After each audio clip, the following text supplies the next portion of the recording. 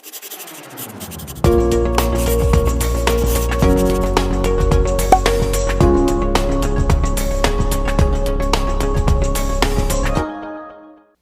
chuchus! Tudo bem com vocês? Prontos para mais uma videoaula de língua portuguesa? Hoje nós vamos nos ater à literatura, à nossa história, onde tudo começou, como tudo começou. Somos um país de descendência, de descoberta portuguesa. Então, estudamos literatura portuguesa, aprendemos muito com os portugueses e também a questão da nossa língua. Afinal, fomos colonizados pelos portugueses. Hoje, nós vamos para o início de tudo, onde tudo começou acerca das produções literárias, certo? Bom, você pode acompanhar aí o nosso repertório de sequência, né? A nossa sequência. Nós temos aí o conceito, o contexto histórico e as produções literárias da origem do trovadorismo. Ali, no caso, a origem da literatura portuguesa, que começa no trovadorismo.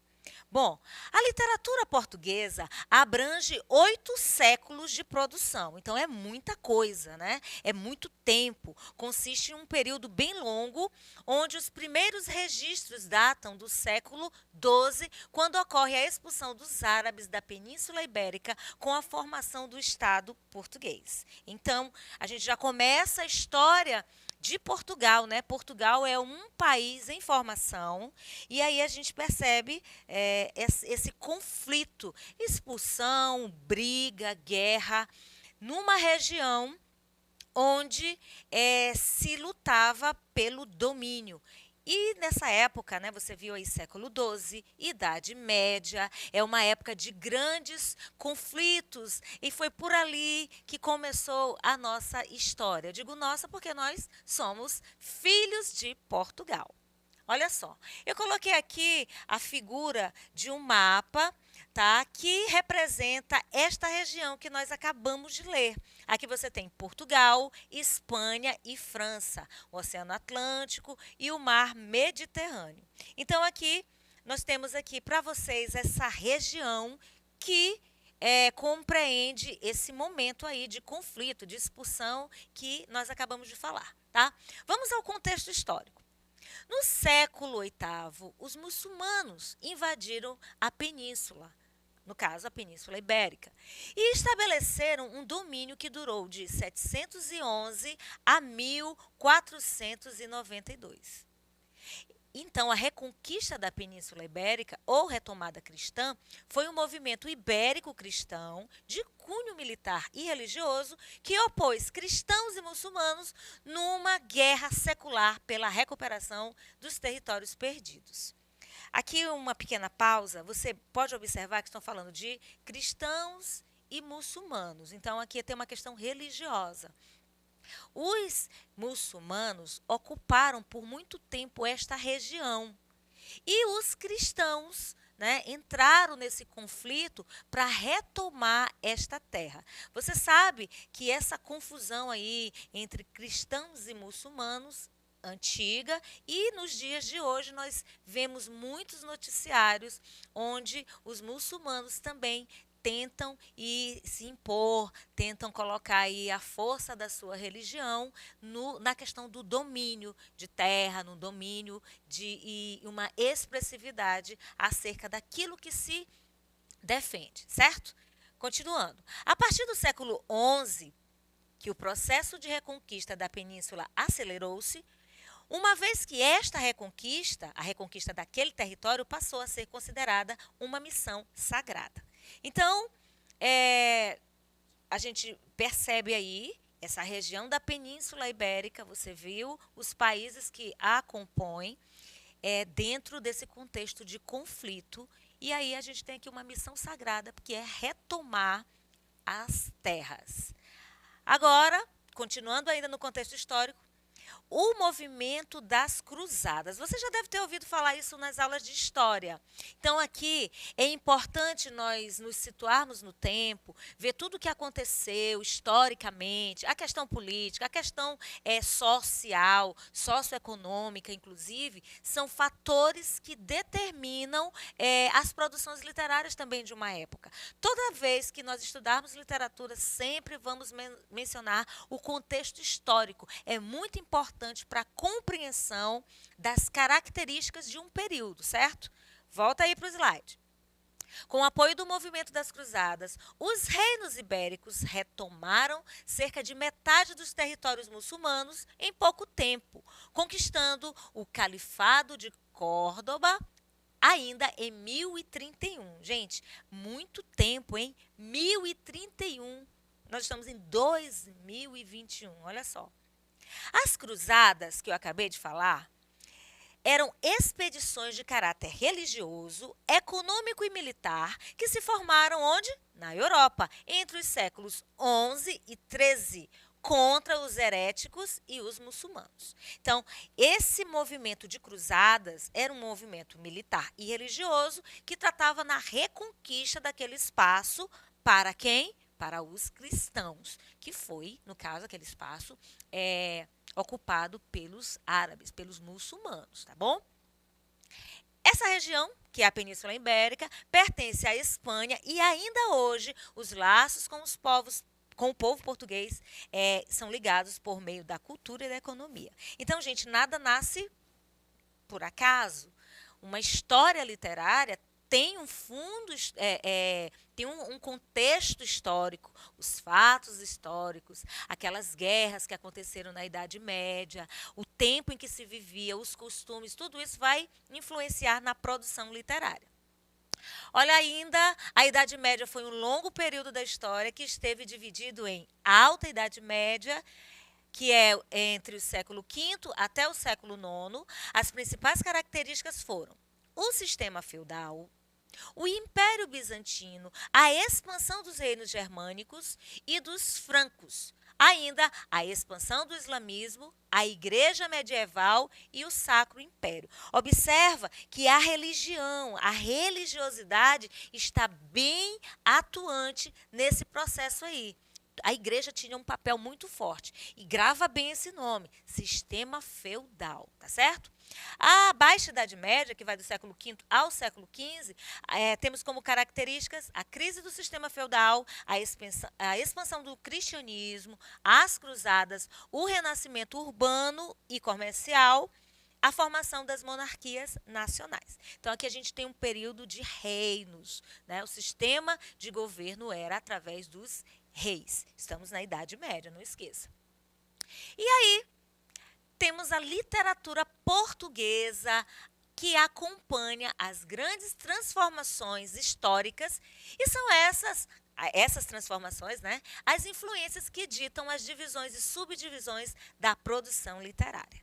Então, até aqui nós estamos falando do início de tudo, do início da produção literária em Portugal. Portugal é um estado em formação, começou aí nessa briga pelo território ali da Península Ibérica, tá?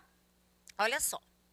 Primeiramente, os relatos foram escritos em galego-português. Isso porque ocorreu em virtude da integração cultural e linguística existente entre Portugal e Galícia. Então, naquela época, a região era Portugal e Galícia, certo? Então, se falava naquela época o galego-português. Denomina-se de literatura portuguesa toda a produção literária escrita em língua portuguesa por escritores portugueses. Então, tudo que eles relatavam, tudo que eles escreviam, faz parte da cultura literária da língua portuguesa em Portugal. E essa literatura portuguesa é dividida em medieval, clássica e moderna. São 3 eras que, ao longo do tempo, nós vamos estudando.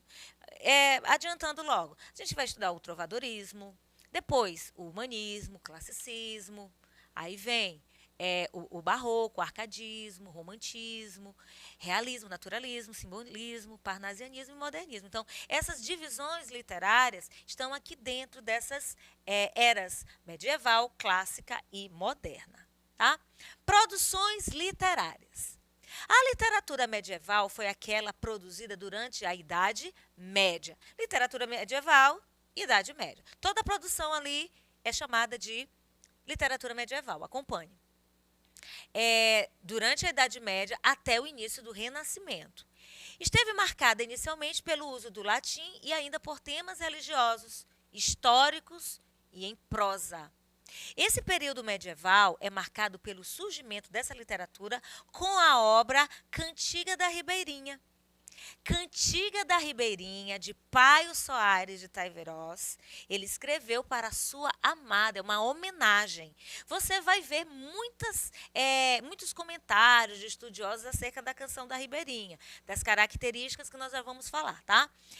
Paio Soares de Taiveroz é o autor, no século XII, além das cantigas trovadorescas de textos de cunho didático ou religioso, das novelas de cavalaria e das obras de autores humanistas como Sá de Miranda e Gil Vicente. Olha só, aqui nós já estamos falando de produção literária, já estou citando o humanismo, que é um período bem depois, mas uma coisa está ligada à outra.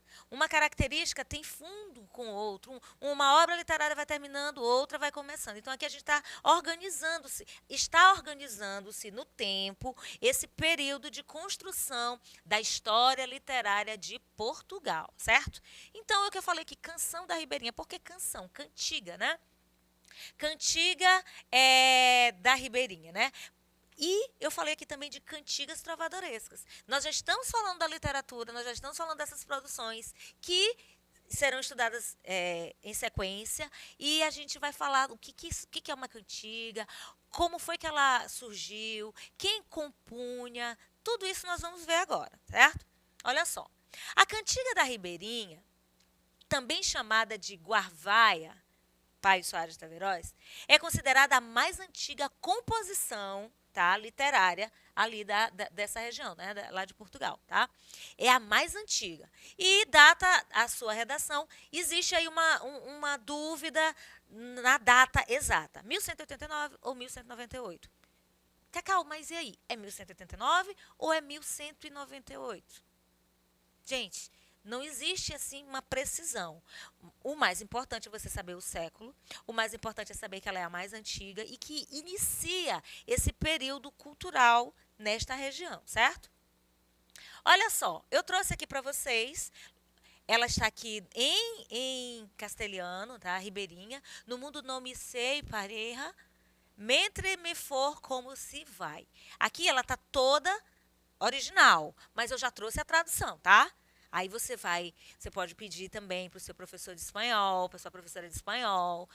Ensina a gente a recitar a canção da Ribeirinha, vai ser bem legal, fazendo essa contextualização com a aula de literatura. Olha só, no mundo não conheço quem se compare a mim enquanto eu viver como vivo, pois eu morro por vós. Ai, tá?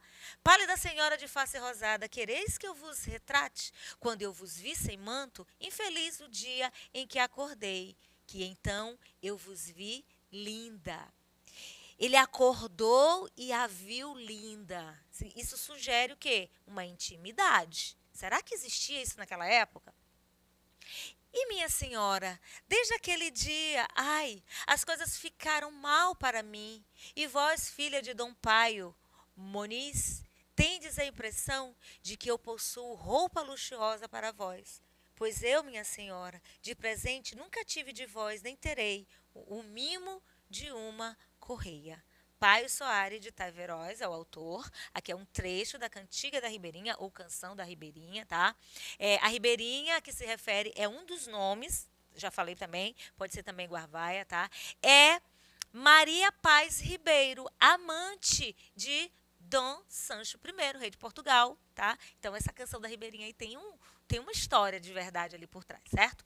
O poema foi provavelmente dedicado a ela e tem todas as características típicas de uma cantiga de amor, que a gente vai falar numa aula seguinte.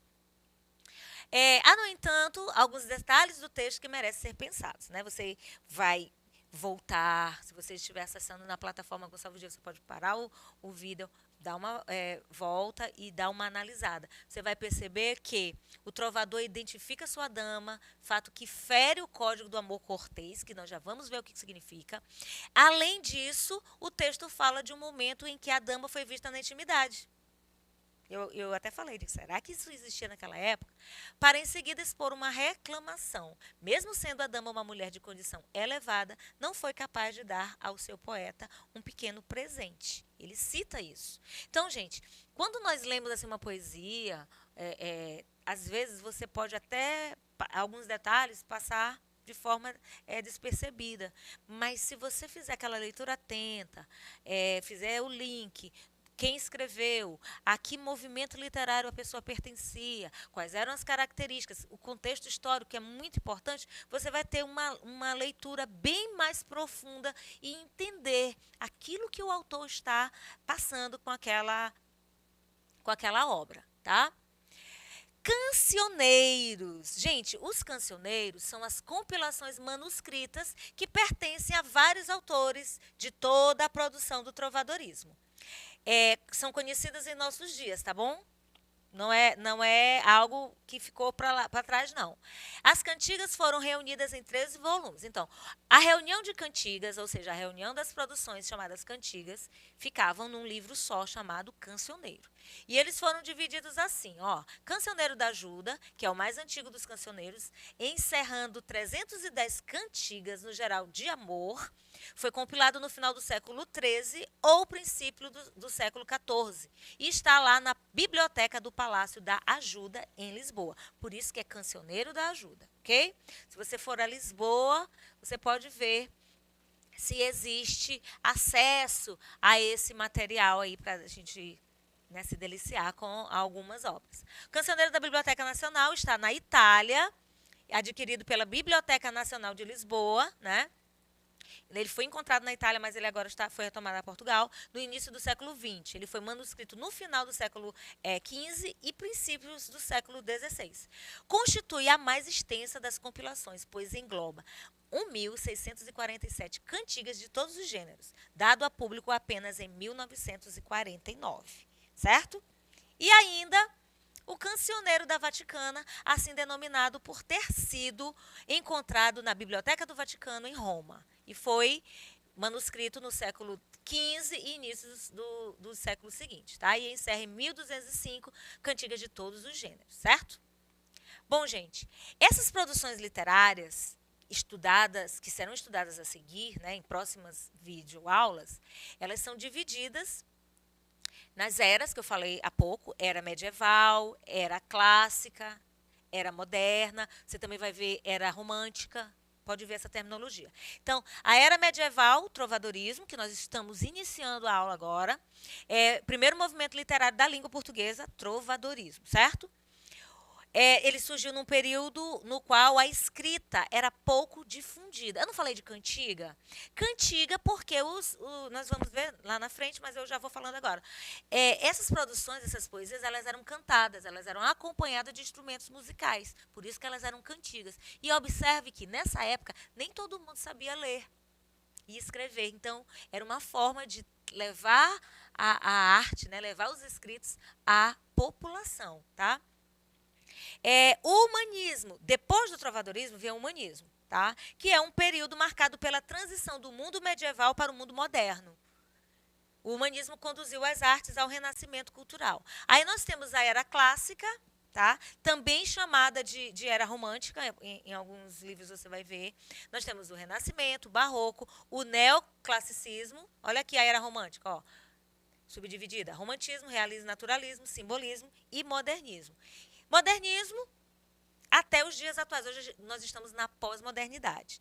Então, gente, é um assunto assim muito mais histórico, algo assim que onde nós precisamos nos situar no tempo, compreender que a formação do Estado de Portugal se deu através de uma luta por um espaço, entender que tudo isso contribui, todos os textos que vão sendo escritos vão contribuindo para a produção literária, para a riqueza cultural de um povo. E nós, que fomos descobertos pelos portugueses, colonizados por eles, temos muita coisa a aprender E também construímos a nossa história. Os movimentos começaram lá na Europa, começaram lá, passaram em Portugal e chegaram ao Brasil. Nós vamos ver em aulas seguintes. Eu espero que vocês tenham entendido, eu espero que vocês estejam gostando e enriquecendo o conhecimento a partir daquilo que nós vamos aqui com muito carinho preparando e trazendo para vocês a cada nova aula, certo? Então, hoje nós vimos o início de tudo. Assista novamente, comente com o seu professor de literatura, faça os exercícios que serão sugeridos nas plataformas, na sua escola e eu pergunto nessa aula, compliquei?